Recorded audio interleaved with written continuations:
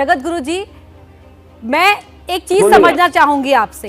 जो सवाल उठाए जा रहे हैं विज्ञान का हवाला देते हुए कि कैसे संभव है जो तमाम दावे धीरेन्द्र कृष्ण शास्त्री कर रहे हैं, उनके बारे में आप जरा प्रकाश डालिए। सब कुछ संभव है और ब्राह्मण की अपनी तपस्या होती है, उनका पारिवारिक क्रम है, साधना क्रम है। साधना से सब कुछ संभव हो जाता है, कुछ भी असंभव नहीं है। आप जानते हैं नेपोलियन कहा करता था, impossible words are found in dictionary of fools. मूर्खों की डिक्शनरी में असंभव शब्द आते हैं। संभव है और वो बहुत योग्य लड़का है। ऐसा है कि जब अनेक ईसाई, अनेक मुसलमान, हिंदू हुए तो लोग सहन नहीं कर पाए और निरर्थक उन पर आक्षेप करना शुरू कर दिया। जी, तो क्या जो ये आरोप लगाए जा रहे हैं वो राजनीति के चलते लगाए जा रहे हैं? राजनीति के चलते ही लगाए जा रहे हैं, विधर्मियों के द्वारा। जी, और ये भी कुछ ठीक है। जी, जगत गुरु जी बताइए। अंधविश्वास अन्य धर्मों में बहुत होता है, वहां तो कोई कुछ नहीं कहता। चादर चढ़ाए जाते हैं, क्या क्या नहीं होता। और यहाँ तो कुछ भी, सनातन धर्म में जो कुछ है वो स्पष्ट है। वो व्यक्ति आने वाले को पूर्व से ही लिखित सब कुछ उसके मन का भाव दे देता है, तो कहाँ वो झूठ बोलता है। और हनुमान जी की साधना है और मैंने जो मंत्र लिया उस मंत्र का प्रभाव है। दैवाधीनम जगत सर्वम मंत्राधीना ही देवता, ते मंत्रा ब्राह्मणाधीना तस्मात् ब्राह्मण देवता। मंत्रों के अधीन देवता होते हैं और उनको मंत्र की सिद्धि है, इससे वो ठीक कहते हैं। जो कुछ कहते हैं सब सत्य कहते हैं। जी, इसमें कोई संदेह नहीं करना चाहिए। जो कुछ संदेह होने केवल ईर्ष्या के कारण हो रहे हैं और हमारे सनातन धर्म को बदनाम करने के लिए हो रहे हैं। जी, व्यक्तिगत रूप से मैं धीरेन्द्र से बहुत प्रसन्न हूँ। जी, अब धर्म का, और आपने जो श्लोक भी पढ़े हैं, शास्त्रार्थ आप हमेशा हर बात करते रहे हैं, लेकिन शास्त्रार्थों के जरिए ये बात भी कही जा रही है कि बिना तर्क का तो वैद्य भी नहीं होता। जो वैद्य इलाज करने का दावा करे उसके साथ भी आपको तर्क करना चाहिए, लेकिन ये तर्क कुतर्क क्यों बन रहा है? ईर्ष्या के कारण। नियम यह तर्क करना चाहिए। यह तर्केणानुसंधत्ते स धर्मम वेद नेतरः। तर्क करना चाहिए, पर तर्क वेद शास्त्र से अनुमोदित होना चाहिए, कुतर्क नहीं होना चाहिए। इससे गोस्वामी जी ने कहा, हरिहर पद रति मत ने कुतर्की तिनका मधुर कथा रघुबर की। बालक अच्छा कर रहा है, उसकी उन्नति लोग देख नहीं पा रहे हैं। ऊंच निवास नीच करतूती देख न सके पराय विभूति। जी,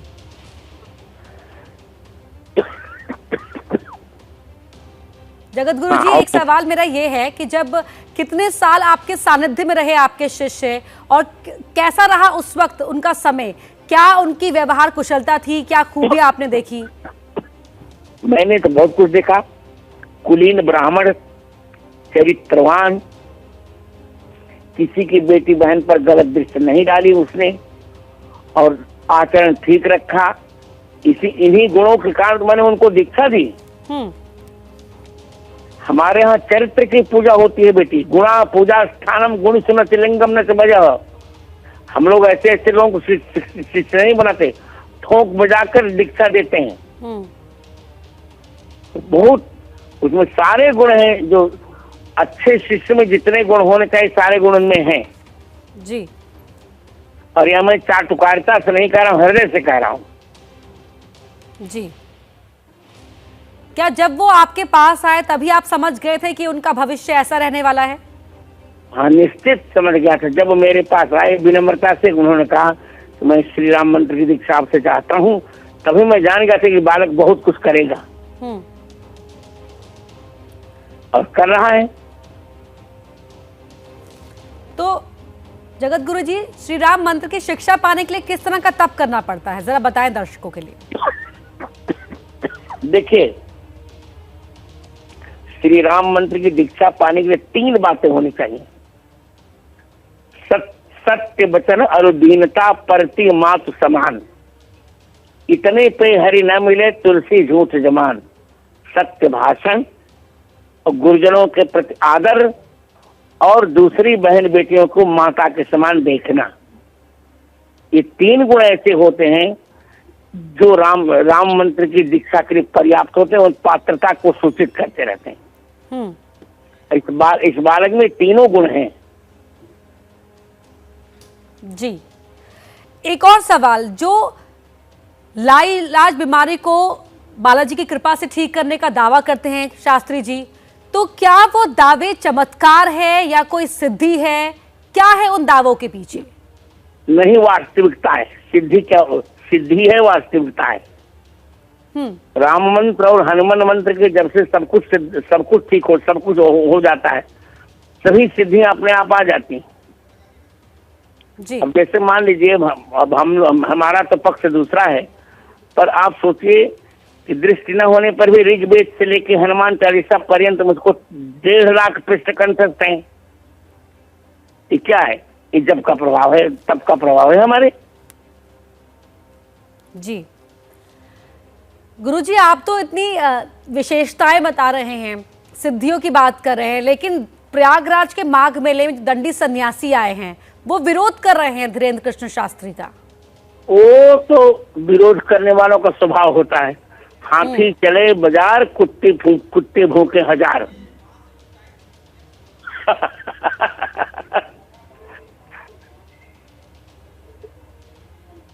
बोलिए पूछिए। जी, एक और सवाल, क्या शास्त्री जी ने कभी अपने विवाह का जिक्र किया है आपसे? नहीं, कभी नहीं किया है, पर मैंने किया है। मैं विनोद में कहा करता हूं, तुम्हारा विवाह होगा तो मैं तुम्हारी बारात में चलूंगा। जी, तो आगे कोई योजना है उनके विवाह करने की? उन्होंने तो मुझसे नहीं कहा। मेरे यहाँ प्रस्ताव बहुत आ रहे हैं। सब लोग मुझे कहते हैं जगत गुरु पूछ लो। अच्छा, अब देखेंगे, कोई सुयोग्य कन्या होगी तो विवाह उसका विवाह करेंगे हम। तो क्या इससे जो उनका जीवन रहा है अब तक का, उस पर, उनकी दीक्षा पर कोई असर पड़ता है विवाह करने से, वैवाहिक जीवन जीने से? नहीं, कोई असर नहीं पड़ेगा। कोई असर नहीं पड़ेगा। पहले भी दो प्रकार के लोग होते थे। विरक्त महात्मा भी होते थे, गृहस्थ भी होते थे। जैसे नारद आदि विरक्त महात्मा थे और वशिष्ठ आदि गृहस्थ महात्मा थे। जी, कोई अंतर नहीं पड़ेगा। जी, एक और सवाल, जब दावों की बात होती है, सिद्धियों की बात होती है, तो सवाल उठना स्वाभाविक ही है, आप भी समझ रहे होंगे जगत गुरु जी। लेकिन सवाल इस बात को लेकर भी उठ रहे हैं कि अगर उनके पास इतनी शक्तियां हैं, तो समाज में व्याप्त बुराइयों को खत्म करने के लिए, या जिससे समस्या से जूझ रहा है पूरा समाज, उनको खत्म करने के लिए क्यों नहीं उसका इस्तेमाल किया जाता है? नहीं, किया जा रहा है। जब हम कहेंगे करेंगे, समय देख करके हमें, देखिए, वो जो कुछ करते हैं मेरी इच्छा के अनुसार करते हैं।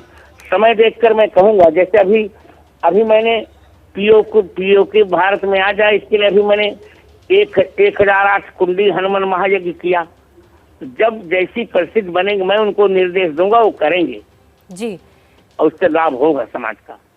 जो हो रहा है वो आपके निर्देशानुसार ही हो रहा है? निश्चित मेरे निर्देश के अनुसार हो रहा है। और प्रायशः हम उस पर फोन से संपर्क में रहते हैं। संपर्क उनका मेरा रहा करता है। मैं जैसा कहता हूँ वैसा वो करते हैं। क्या आप ये भाप गए थे कि अभी कुछ समय तक वो विवादों में रहेंगे? नहीं, विवाद देखिए, मेरा मानना है बेटी, जिसके जीवन जितना संघर्ष होता उतना ही उसके जीवन में उत्कर्ष होता है। संघर्ष उत्कर्ष को उत्पन्न करता है। जी, ये विवाद नहीं, यही तो जीवन का आभूषण है। जी, जगत गुरु जी, वादे जायते सत्यबोध। संघर्ष में क्या रहेंगे? जो झूठ लोग कर रहे हैं करने दीजिए उनको।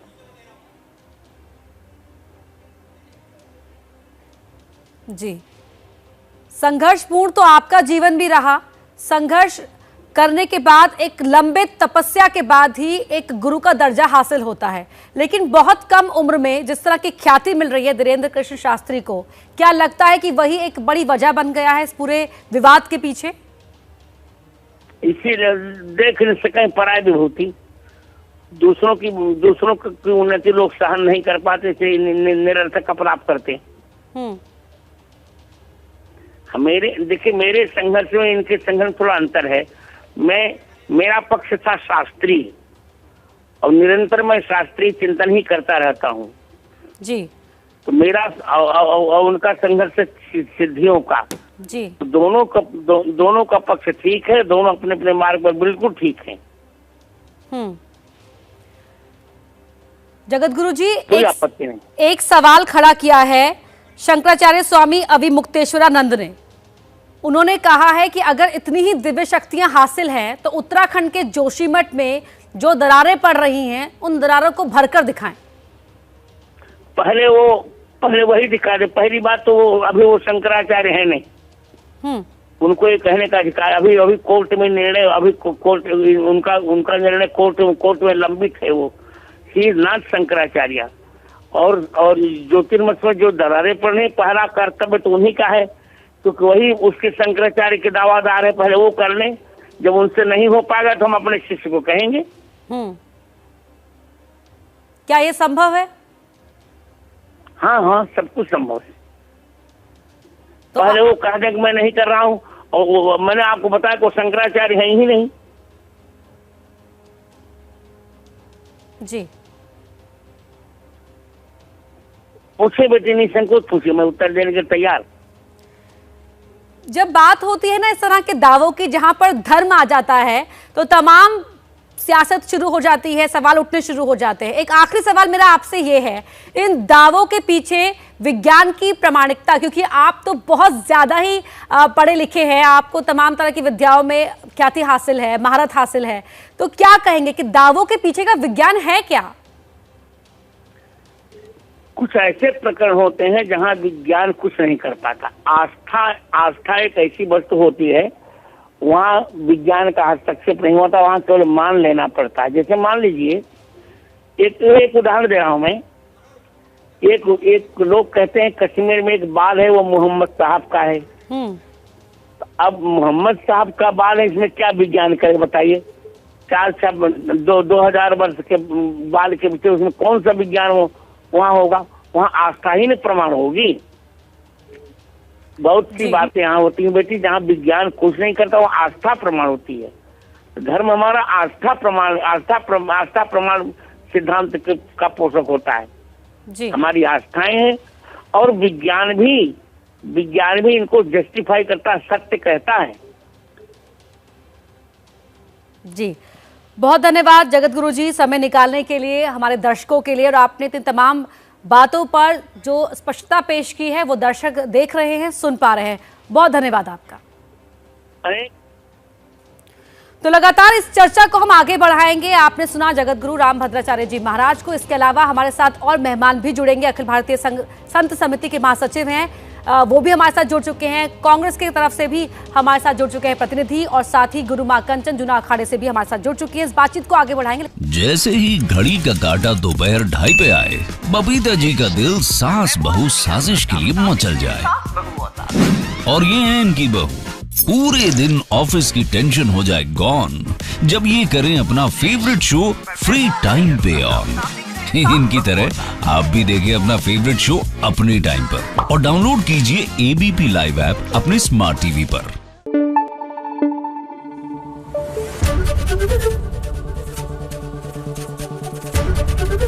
एबीपी न्यूज आपको रखे आगे।